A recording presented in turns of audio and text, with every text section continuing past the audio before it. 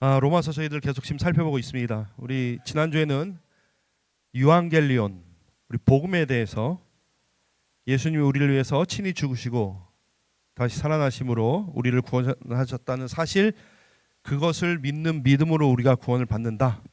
그것에 대해서 우리가 살펴봤습니다. 자, 그런데 여러분, 구원이라고 하는 것은요, 뭐뭐로부터 구원을 받는 거예요. 어떤 상태로부터. 그러니까 구원이라고 하는 것은 전제를 뭘로 깔고 있냐면 구원 받아야 되는 어떤 그런 나쁜 어떤 상태를 전제로 하고 있는 것이죠.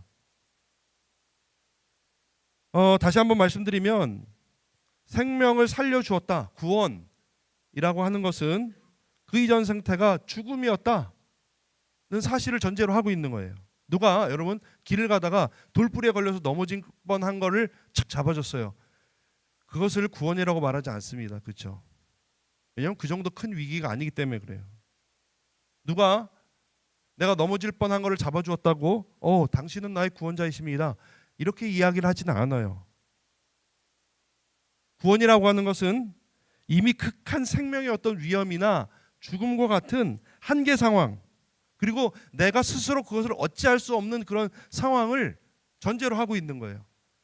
거기로부터 건짐을 받았기 때문에 구원이라고 하는 것이지, 그냥 있다가 어느 날 잘 살고 있는데 내가 너를 구원하였다 말할 수가 없어요. 그러니까 스스로 빠져나올 수 없는, 내가 어찌할 수 없는 그것이 인류에게 딱 하나가 있는데 죽음의 상태예요. 그 죽음의 상태에서 건져준 것, 그것을 구원이라고 하는 것이에요. 그러니까 성경에서 구원이라고 말할 때는요, 죽고 사는 문제를 말하는 것이에요. 너희가 구원받았다 할 때는요, 그래서 그냥 오늘날 우리가 그냥 평범하게 받아들이는 그런 정도가 아니라 죽음에서 물에 빠져서 바로 죽기 전에 어찌할 수 없는 그런 상황 가운데 건짐을 받은 것을 구원이라고 얘기하는 것입니다. 근데 문제는 뭐냐면요, 그런 위기, 그런 절망 속에 있는 것을 모른다는 게 문제예요. 인식하지 못한다고 하는 게 문제예요. 위험이 바로 코앞에 왔는데, 죽게 되었는데 그것을 알지 못하고 감지하지 못하고 예상하지 못하는 것, 그것에 아주 중차대한 문제가 있는 것입니다. 그래서 오늘 첫째로 바울은 오늘 말씀을 통해서 복음이 사람들에게 필요한 긴급한 이유에 대해서 말을 하고 있어요.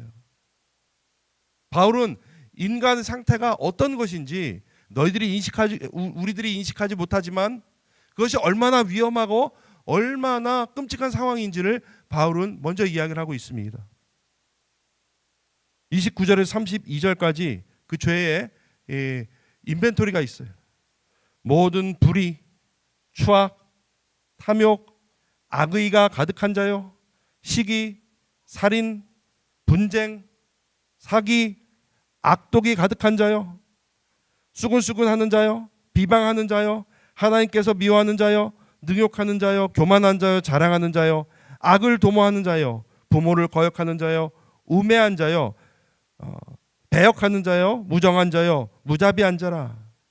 그들이 이 같은 일을 행하는 자는 사형에 해당한다고 하는데, 하나님께서 정하심을 알고도 자기들만 행할 뿐 아니라 또한 그런 일을 행하는 자들을 옳다 하느니라.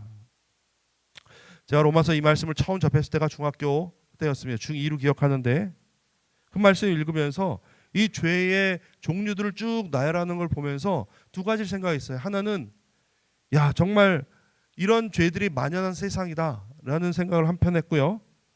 또 그러나 그런 죄들이 동시에 정도의 차이는 있지만 나한테 있는 다 죄들이구나. 여기 보니까 여러 가지 죄악들이 다 있는데 그런 것들이 정도의 차이는 있지만 제 안에 있는 것들을 발견하게 됐어요. 자, 그런데 오늘날 우리가 접하는 죄의 소식은요, 그 종류나 그 수준에 있어서 성경이 이렇게 나열하는 것 이상으로 훨씬 넘어서고 있습니다. 죄는 점점 더 진화하고 있습니다. 반면 그 죄를 대하는 우리들의 마음은 굉장히 무뎌졌어요. 처음에는 안타깝다고 생각하고 놀라기도 했지만, 그러나 경계하기에는 뭐랄까 좀 지쳐서, 왜냐하면 너무 많아서, 그래서 오히려 그것에 익숙해지고 무뎌지는 우리들을 발견하게 되는 것이죠. 그래서 웬만한 범죄에는 우리가 놀라지도 않아요. 화를 내지도 않아요. 이것이 바울이 지금 로마서에서 말하고 있는 진단입니다.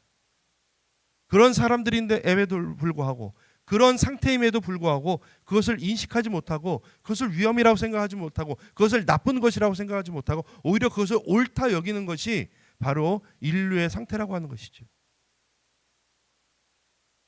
여러분, 그런데 더욱더 우리 마음을 서늘하게 하는 것은 오늘 18절 말씀이에요.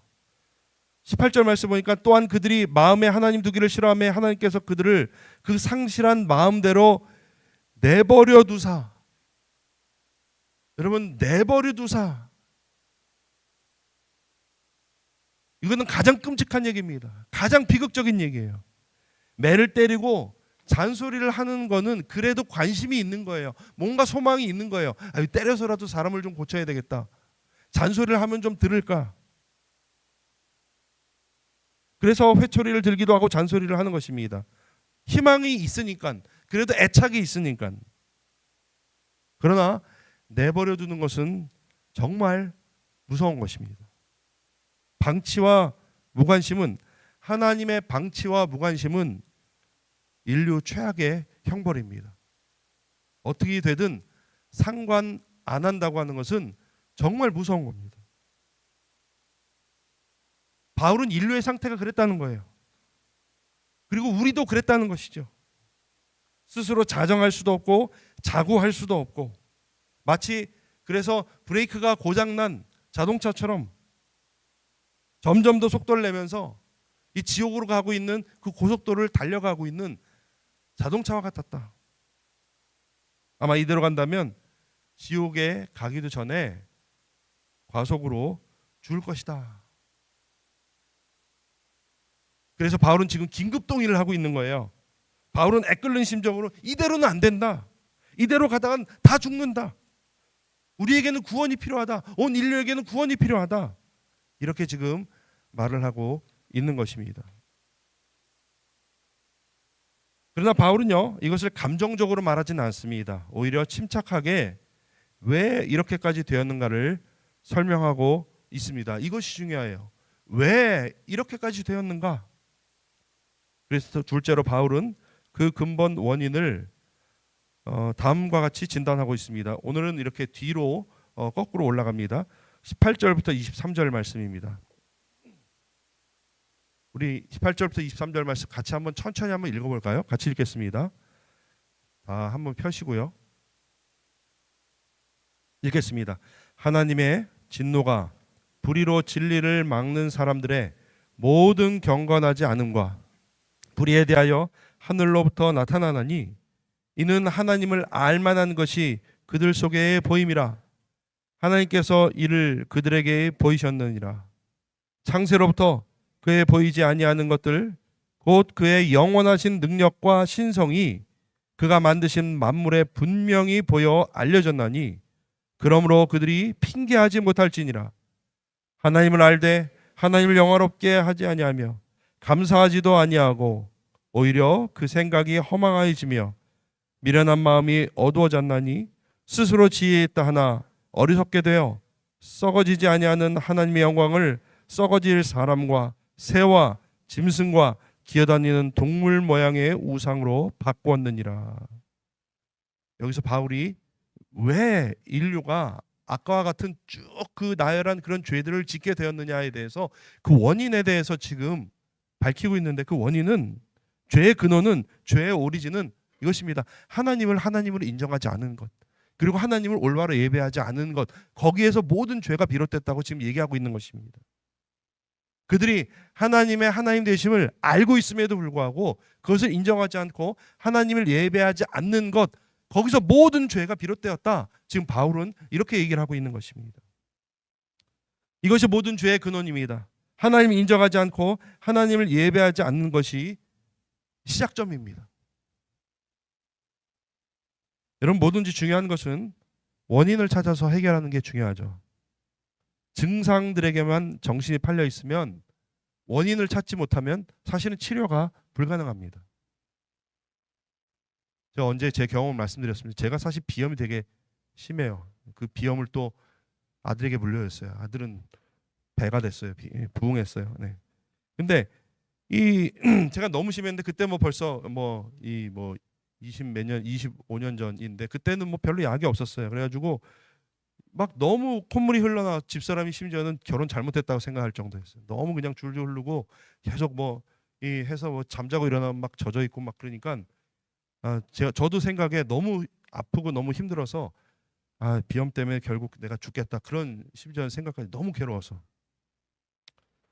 귀국해서 집 앞에 이비인후과를 갔더니 이제 콧물 멈추는 약을 주는 거예요. 근데 그땐 굉장히 그게 셌고 코 멈추는 약이 뭐 무슨 뭐 하여튼 먹으면 굉장히 졸렸어요. 그래서 졸리니까 힘든데 그래도 코가 좀 들어가니까 그때 살짝 좀 휴식을 취하다가 또 약 기운 떨어지면 코가 줄줄 새니까 또 약을 먹고 그걸 계속 몽롱한 상태에서 그 생활을 반복했어요. 그 제가 그 의사 선생님 여기 뭐 의사 선생님도 계신데 죄송해요. 찾아가면은 계속 이러시는 거예요. 여러분 여기 의사 선생님 계시면은 절대 환자 앞에서 자신 없는 그 하지 마세요.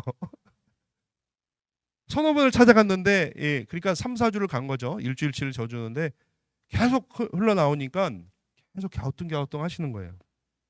이거 힘들다. 그랬는데 마침 저희 친구가 이제 강남에 유명한 그 내과 의사인데 한번 찾아가 보라 그러더라고요.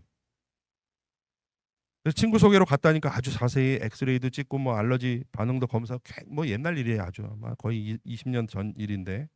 근데 결국은 뭐 코가 휘었다, 뭐 알러지를 요즘은 그게 굉장히 흔한데 그때는 그런 게 없었어요. 그래서 막 알러지 막 그분이 와서 막 이렇게 검사하고 뭐 등에다 뭐 찍어가지고 알레르기 이런 되게 관심 있으시면 설교보다 아주 또랑또랑 잘 들었다. 그래서 그날 약을 처방해 줬는데 그날 밤에 코가 멈췄어요. 그분이 이제 원인이 뭔지 저한테 잘 설명을 해주면서 이 원인 때문에 그러니까 이 원인을 막으면 콧물이 안 나온다는 거예요. 그래서 그 약을 먹었는데 그날 코가 멈췄어요. 끝나고 어느 병원인지 물어보지 마세요. 제가 뭘 말씀드리려고 하냐면 계속 코 안 나오는 약만 먹었을 때는 코는 살짝 멈췄어요. 근데 계속 치료되진 않았어요. 근데 그 원인을 찾아내니까 그 원인에 맞는 약을 제가 처방을 받으니까 훨씬 괜찮아졌어요. 물론 완전히 고친 건 아니에요. 나중에 죽었다가 부활해야만 완전히 치료될 수도 있어요. 근데 제가 드리고 싶은 말은 이거죠. 원인을 찾는 것이 굉장히 중요하다는 거예요. 그렇죠? 그 증상만 없애려고 하면은 힘들어요. 근데 이 원인을 찾아서 그 원인을 제거하면은 그 증상 자연스럽게 없어지는 거죠. 기침을 한다고 기침약만 많이 먹으면 되는 게 아니죠. 왜 기침을 하는지, 감기인지 뭐 폐렴인지 암인지 봐야 되는 거잖아요. 아까 우리는요, 바울이 우리 가운데 만연한 죄에 대해서 많이 나열한 것들을 봤어요. 근데 그것은 죄라기보다는 정확히 말하면 죄의 증상들이에요. 죄 자체라기보다는 죄의 증상들이에요. 죄의 다양한 모습들이에요. 그러면 그러한 죄의 모습들, 죄의 증상들이 나오는 원인이 뭐냐 했을 때 그것은 바로 하나님을 인정하지 않고 올바로 예배하지 않기 때문에 그 모든 죄들이 나왔다고, 거기서 비롯되었다고 지금 성경은 얘기하고 있는 것입니다. 세상의 모든 종교는요, 증상들을 다뤄요. 그래서 선해지려고 하는 노력을 합니다. 선해지는 법을 찾으려고 하고 그러기 위해서 뭐 수도를 한다든지 가르친다든지 고행을 하기도 해요. 그러나 여러분, 기독교는 선해지려고 하는 종교가 아닙니다. 기독교는 하나님과 올바른 관계를 맺기 위한 종교예요. 비슷하지만 달라요. 대부분의 종교에서는 선해지려고 하는 노력, 그런 증상만을 다뤄요. 그래서 거짓말을 안 하려고 하고요, 욕심을 안 부리려고 하고 악한 마음을 안 품으려고 합니다. 물론 그런 노력들이 헛되다 이런 말씀을 드리는 건 아니에요. 육신의 연습도 약간의 유익은 있어요. 그러나 어느 날 그런 싸움이 좀 버겁게 느껴질 때가 있고 조금 이렇게 내려놓고 싶을 때가 있어요. 왜 그래요? 죄의 증상들이라는 것은 수백 수천 가지인데 그것들에 대해서 일일이 내가 대응하기 쉽지가 않은 거예요. 그것을 나열하면서 지키기란 거의 불가능하게 느껴지는 거죠. 그것이 바로 구약의 율법주의예요. 그러나 근본 원인, 하나님을 알고 그분과의 관계가 올바로 서면 그분의 다스림을 받기 시작하고 우리들의 시각이 바뀌고 기준이 바뀌고 우리들의 방향과 목적과 동기가 바뀌기 때문에 이제는 새로운 질서대로 살려고 하게 되는 것이죠. 죄와 죄에 대해서 싸우면 이제는 내가 죽고 내 안에 계신 그리스도가 사는 법으로 살아가게 되는 것이죠. 새로운 결단이 죄에 대하여 하나하나 죽고 새로운 치료가 시작되는 것이죠. 새로운 질서로 살아가게 되는 것이죠. 그래서 그동안에는 썩은 물을 먹고 곰팡이 물을 마시면서 도대체 이게 내가 왜 몸이 이런가, 약을 먹어도 소용이 없었던 것이 이제는 생수를 먹고 그 모든 증상들이 하나둘씩 사라지기 시작하는 것이죠. 왜냐하면 하나님을 인정하고 그분이 나를 다스리기 시작하실 때에 바뀌기 때문에 그래요. 우리 안에 들어오는 것이 바뀌기 때문에 그래요.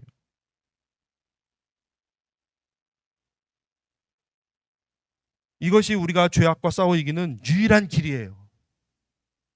하나님을 하나님으로 인정하고 그분을 올바로 예배하는 것, 이것이 우리가 죄와 싸워서 이길 수 있는 유일한 길이에요. 유일한. 우리에게 오는 모든 유혹들, 죄들, 이것을 우리가 일일이 다 싸울 수가 없어요.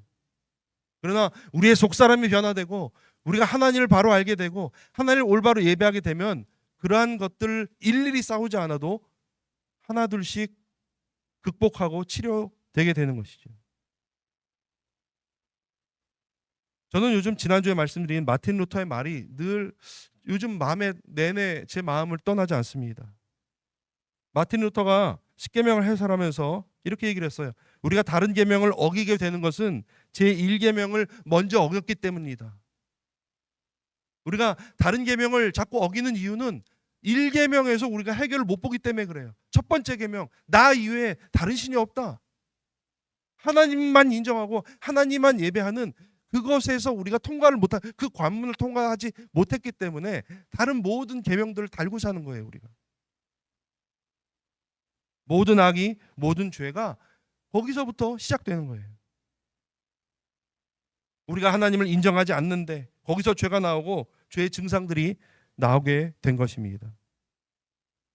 성경은 지금 인류가 구원이 긴급하게 필요한 이러한 상황이 어디서 비롯되었느냐? 바로 하나님을 인정하지 않는, 하나님을 예배하지 않는 데서 비롯되었다고 지금 로마서는 얘기를 하고 있는 것입니다.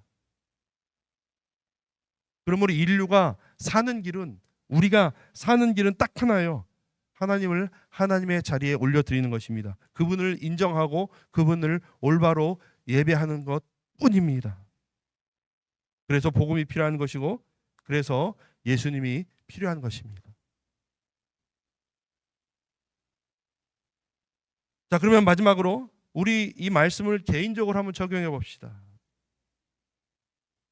우리는 예수 그리스도께서 우리를 위해서 죽으시고 다시 살아나셨다는 그 복음을 믿는 믿음으로 구원을 받았습니다, 이미. 그러나 이후에 우리의 삶은 여전히 이 원리에 의해서 살아나가야 되는 것이에요. 나의 인생이 도대체 어디서부터 잘못되었는가? 가만히 생각해 보면 하나님을 하나님으로 인정하지 않는 것에서 비롯되었음을 우리는 발견해야 돼요. 그것을. 하나님을 하나님으로 인정하지 않는 것에서 우리의 삶이 그렇게 되었다는 것을 우리는 깨달아야 됩니다. 내 삶에 변화가 없고 의지가 약해지고 죄에 넘어가고 상처를 주고받는 것, 그것의 근본 원인은 무엇이냐? 바로 하나님이 가장 우선된 삶이 희미해졌기 때문에 그런 것입니다. 다른 원인들도 있어요. 그러나 다른 원인들은 마이너한 거예요. 그분을 나의 하나님으로 인정하고 그분을 올바로 예배하는 바로 1계명, 바로 이것이 우리의 삶 가운데 잘 이루어지지 않기 때문에 우리의 삶은 여전히 거기에 머무는 것입니다. 여러분, 죄와 싸워본 분은 이것을 아실 거예요. 개인적으로 우리가 아무리 선하게 살려고 해도 우리는 절대로 우리의 의지로, 우리의 힘으로 선하게 살 수 있어요, 없어요? 있으신 분 계시면 저한테 비법 좀 알려주세요. 없어요. 하나님을 하나님으로 내 삶의 가장 우선으로 인정하지 않으면 다른 모든 수고는 헛되게 돼요. 우리의 모든 선한 노력과 믿음의 싸움들은요, 그 바로 1계명 하나님을 하나님으로 인정하는 것, 하나님을 올바로 예배하는 것, 그것을 제대로 하지 않으면 헛수고가 되는 것입니다. 우리는 수많은 죄와 싸워 이길 수 없습니다. 또 한 번 이겼다고 죄들을 온전히 우리가 제낀 건 아니에요. 죄는 천의 얼굴을 가지고 우리한테 다가옵니다. 탐욕을 억누르면 교만이 다가오고, 교만을 억누르면 시기가 다가오고, 시기를 억누르면 분쟁이 오고, 분쟁을 억누르면 다시 욕심이 옵니다. 도무지 우리는 매일 죄와 싸운다고 하지만 하루 1시간 죄를 짓지 않고는 살 수 없는 존재들입니다. 왜요? 우리가 실제적으로 하나님을 하나님으로 인정하지 않고 하나님을 올바로 예배하지 않기 때문에 그런 것입니다.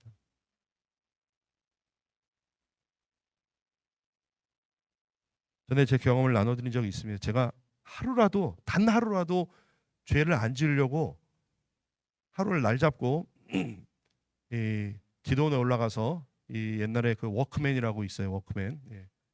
그걸 가지고, 성경책을 가지고 기도원에 올라가서 정말 내가 하루라도 최대한 늦게 일어나서 최대한 일찍 잘 거를 각오하고 갔어요. 하루라도 죄를 한번 안 져왔으면 좋겠다. 여러분, 뭐 그런 경건한 소원이 있는지 모르겠어요. 근데 하여튼 그때는 뭔 생각이었는지 갔어요. 가서 찬양을 틀어놓기 시작해요. 찬양을 틀어놓고 귀에다가 볼륨을 이빨에 올려놓고 다른 소리가 안 들어오게 찬양을 계속 틀고 이제 성경을 읽기 시작하는 거예요. 그래가지고 이제 마태복음부터 막 읽기 시작해요.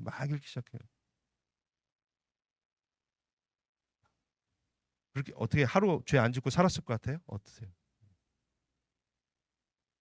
1번 곡 끝나고 2번 곡 넘어가는 그 사이에 죄를 져요. 웃으시네. 제가 사악하다고 느껴지세요? 그 사이에 여전히 정욕과 시기와 분노가 나와요. 말씀을 읽고 목이 아파가지고 잠깐 물 먹는 사이에 나쁜 생각들이 머리에 막 들어요. 여러분, 그게 얼마나 괴로운지 아세요? 그날 제가 기도원에서 내려오면서 결론 내렸어요. 나는 죄를 이길 수 없다. 절대 이길 수 없다. 근데 원리를 깨달았어요. 제가 그때는 찬송이랑 말씀을 도구로 사용했던 것이에요.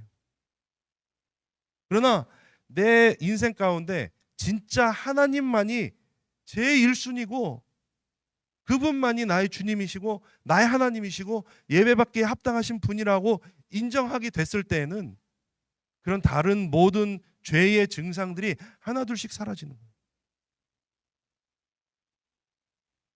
전에 있던 교회에서 권사님이 찾아오셔가지고 울면서, 우리 장로님 술만 드시면 와가지고 다른 사람이 돼요. 술 끊게 해달라고 기도해달라고 그랬어요. 저는 술 끊게 기도 못합니다. 다만 장로님이 하나님 가까이 하고 하나님 만날 수 있게 기도하겠다고. 그래가지고 맨날 술 먹지 말라고 잔소리하던 그걸 바꿔서 가서 바꿨어요. 하나님을 가까이 하실 수 있도록 분위기를 조성하고 환경을 조성하고. 3달 만에 술 끊었어요. 우리 안에 정말 하나님을 하나님으로 만난다면 우리 안에 있는 나쁜 버릇들, 나쁜 생각들, 이런 것들이 자연스럽게 나갈 수밖에 없어요. 하나님으로 가득 차기 때문에. 그것이 바로 성령 충만입니다. 성령 충만이 다른 게 아니라 성령님이 우리 안에서 충만하게 들어와 계시기 때문에 다른 곳이 들어올 틈을 잡고 들어올 수 없는 것이에요. 그래서 바울이 지금 진단한 건 그겁니다. 인류가 왜 이토록 타락하게 되었는가? 우리는 여전히 왜 죄를 짓는가? 바로 우리 인생에 실제적으로 하나님을 인정하지 않고 올바로 예배하는 것을 잃어버렸기 때문에 그런 것입니다. 그러므로 우리의 고민은요, 어떻게 하면 착하게 살까? 이게 우리 고민이 되면 안 돼요. 어떻게 하면 선하게 살 수 있을까가 아니라 어떻게 하면 하나님을 인정하고 어떻게 제대로 예배할까? 이것이 우리의 깊은 고민이 되어야 됩니다. 어떻게 그분을 더 가까이 할까? 어떻게 그분을 높일까? 그것이 우리의 갈망이 되어야 됩니다. 그래서 하나님과 신실한 교제 가운데 들어가고 그분을 올바로 예배했을 때에는 그런 죄의 증상들이 하나둘씩 사라지는 것을 경험할 수 있을 것입니다. 오늘 하나님은 하나님을 하나님으로 인정하지 않고 제대로 예배하지 않았기 때문에 인류가 죽을 수밖에 없었고 멸망할 수밖에 없었다. 우리도 거기에 속해 있었다. 이렇게 말씀하십니다. 그러나 예수 그리스도로 말미암아 하나님을 올바로 알게 하시고 제대로 예배할 수 있게 되었습니다. 우리가 왜 이 특권을 마다하겠습니까? 우리가 왜 이 은혜를 감사하지 않을 수 있겠습니까? 기도드리겠습니다. 하나님, 오늘 바울이 진단한 인류의 그 위험하고 사형에 해당하는 죽을 수밖에 없는 그 죄악들을 보면서 구원이 필요하고, 그러나 하나님, 우리가 예수 그리스도로 말미암아 복음으로 그것을 믿는 믿음으로 구원을 받았는데 혹 우리 안에 여전히 구원받기 이전에 그런 모습들이 있지는 않은지요. 우리로 하여금 다시 한번 하나님을 하나님으로 인정하고 올바로 예배하는 우리의 삶이 될 수 있는 우리를 인도하여 주시옵소서. 매일매일 믿음의 선한 싸움을 싸워 나가기를 원합니다. 그러나 하나님, 내가 싸우지 않도록 하시고 내 안에 있는 그리스도로 말미암아 나를 붙드시는 하나님이 그 모든 싸움들을 싸워 나가시며 그럴 때 우리의 삶이 나사 빠진 것들이 다시 맞춰지고 다른 방향으로 갔던 것들이 제대로 가게 되고 게을렀던 우리의 영혼들이 다시 한번 성실해지고 목적 없이 방황했던 우리의 인생들이 방향을 찾고 가는 줄 믿습니다. 그러한 우리의 삶이 될 수 있도록 우리를 붙들어 주시옵소서. 예수님의 이름으로 기도드리옵나이다. 아멘.